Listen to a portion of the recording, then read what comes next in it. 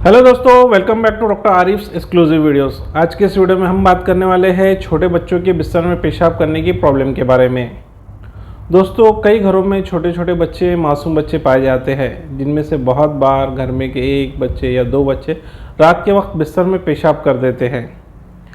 इस कंडीशन के कारण इनके माता पिता को बहुत ज़्यादा शर्मिंदगी का सामना करना पड़ता है।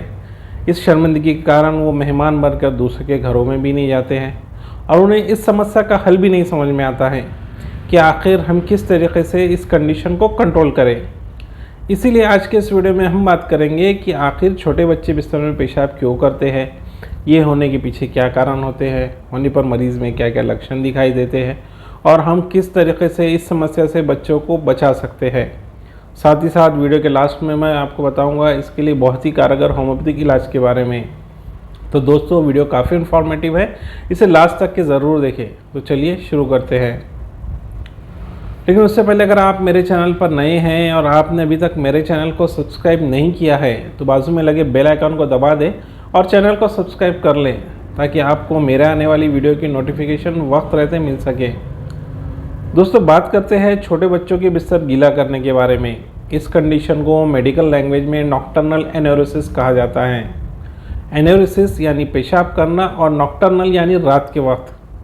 लेकिन कई घरों के बच्चे रात में ही नहीं, दिन में भी अगर वो सो जाए तो दिन में भी वो पेशाब कर देते हैं। इसके कारणवश उनके माता पिता को एक शर्मिंदगी का सामना करना पड़ता है। बहुत बार माता पिता को ऐसा लगता है कि बच्चा जैसे जैसे बड़ा होगा उसकी ये आदत छूट जाएंगी। अगर हम पेशाब की फिजियोलॉजी को समझें तो आम तौर पर बच्चों को 3 साल की उम्र तक ये सेंसेशन आ जाता है कि उन्हें पेशाब आई है। वो वॉलंटरी लेवल पे यानी अपनी इच्छा से पेशाब और टॉयलेट को कंट्रोल कर सकते हैं। लेकिन अगर किसी बच्चे को 3 साल की उम्र के बाद भी बिस्तर में पेशाब हो रहा है या पेशाब के उसे अर्जेंसी आ रही है या उसे पेशाब करने के लिए फौरी तौर पर जाना पड़ रहा है या उसका ड्रॉप बूंद बूंद पेशाब निकल रहा है तो इसे मेडिकल हेल्प की और इलाज की बहुत ज़्यादा ज़रूरत है। 3 साल की उम्र के बाद अगर बच्चों ये कंट्रोल नहीं कर पा रहा है तो कहीं ना कहीं उसके अंदर काफ़ी प्रॉब्लम्स हो सकती है। दोस्तों, जानते हैं कि किन किन कारणवश बच्चे पेशाब करते हैं। कई बार बच्चों को अगर वर्म इन्फेस्टेशन हो जाए यानी पेट में कीड़े हो जाए तो इस कारण भी बच्चे पेशाब करते हैं।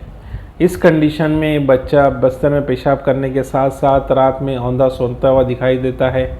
वहीं कई बार बेख्याली में वो अपने प्राइवेट पार्ट्स यानी पेशाब की जगह और टॉयलेट की जगह को खुजाते हुआ दिखाई देता है। इसके साथ साथ उनके चेहरे पर सफ़ेद रंग के धब्बे भी दिखाई देते हैं। इसके अलावा दूसरी एक कमज़ोरी जो आजकल बच्चों में देखी जा रही है वो है काफ़ी ज़्यादा लेवल पर मेंटल लोड। आजकल छोटे बच्चों को काफ़ी ज़्यादा बिजी कर दिया गया है। बच्चों को ट्यूशन, स्कूल और दूसरी क्लासेस की वजह से उन्हें फुल तरीके से रेस्ट नहीं मिल रहा है। इसी कारणवश वो रात में इतने ज़्यादा थक जाते हैं कि उन्हें समझ में भी नहीं आता है कि कब उन्हें बिस्तर में पेशाब हुआ है। हमारे पास आने वाले मरीज़ों में ये कैटेगरी सबसे ज़्यादा पाई जाती है। दोस्तों, अगर आपका बच्चा भी बहुत ज़्यादा फिज़िकल लोड ले रहा है, बहुत ज़्यादा उसका शेड्यूल टाइट है और उसके बाद रात में वो पेशाब कर रहा है तो कहीं ना कहीं आपको उसके फिज़िकल लोड को, उसके शेड्यूल को कम करने की ज़रूरत है।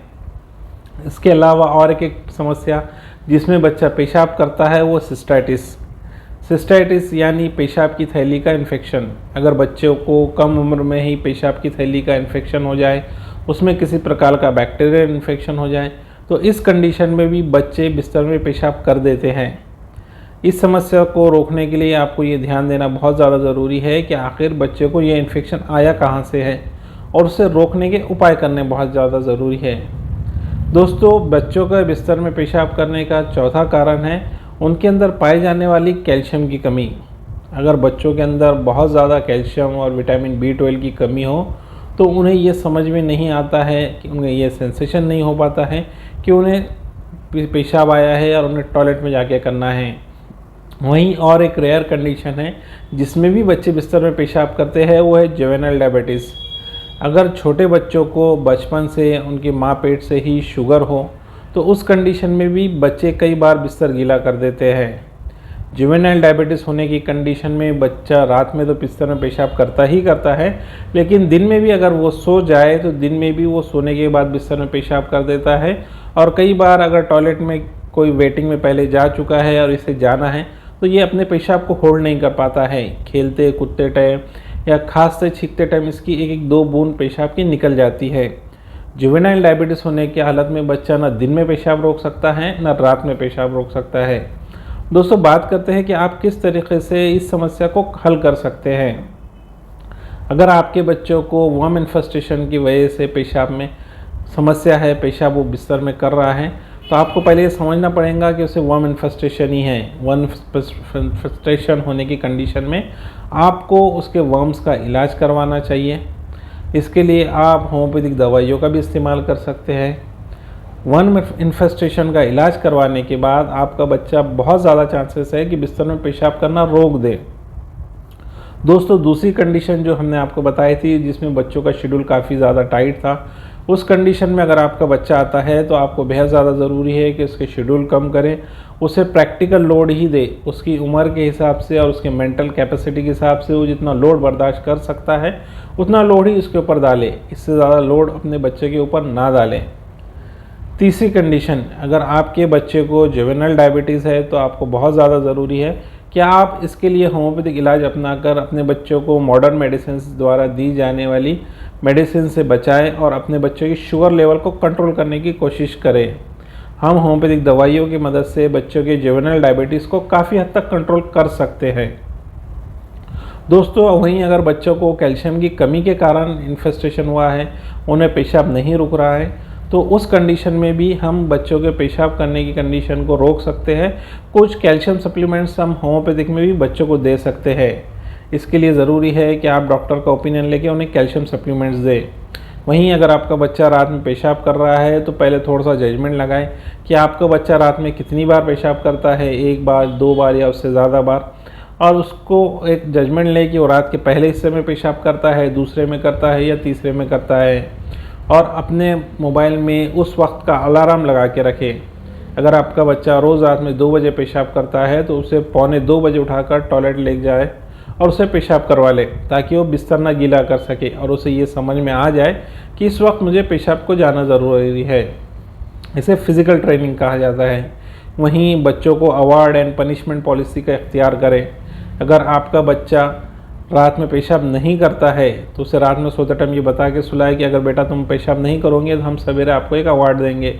उसको गिफ्ट के तौर पर सवेरे पेशाब ना करने की कंडीशन में कुछ गिफ्ट दें, और अगर वो पेशाब करता है तो उसे आप हल्की फुल्की पनिशमेंट भी दे सकते हैं। इस अवार्ड एंड पनिशमेंट पॉलिसी से बच्चे कई बार मोटिवेट होकर अपनी पेशाब करने की समस्या को छोड़ देते हैं या उसे कंट्रोल करना सीख जाते हैं। दोस्तों, बात करते हैं कुछ ऐसी होम्योपैथिक दवाइयों के बारे में जो आपके बच्चों के बिस्तर में पेशाब करने की समस्या को हल कर सकती हैं। पहली कंडीशन के बारे में बात करते हैं जिसमें बच्चा अक्सर उनके वर्म इन्फेस्टेशन होने के कारण बिस्तर में पेशाब करता है। अगर आपका बच्चा वर्म इन्फेस्टेशन या आपको कंफर्म है और उस कारणवश वो बिस्तर में पेशाब करता है तो आप सीना 200 नाम की होम्योपैथिक मेडिसिन यूज़ कर सकते हैं। सीना 200 की फ़ोटो मैं यहाँ लगा दूंगा, जिसे देखकर आप बड़े आसानी से इसे पहचान लेंगे। अगर बच्चों को वर्म्स हो तो इस कंडीशन में आपको सीना 200 की 2-2 बूंद सुबह शाम ऐसा कंटिन्यू 3 मंथ्स तक के अपने बच्चों को देना है।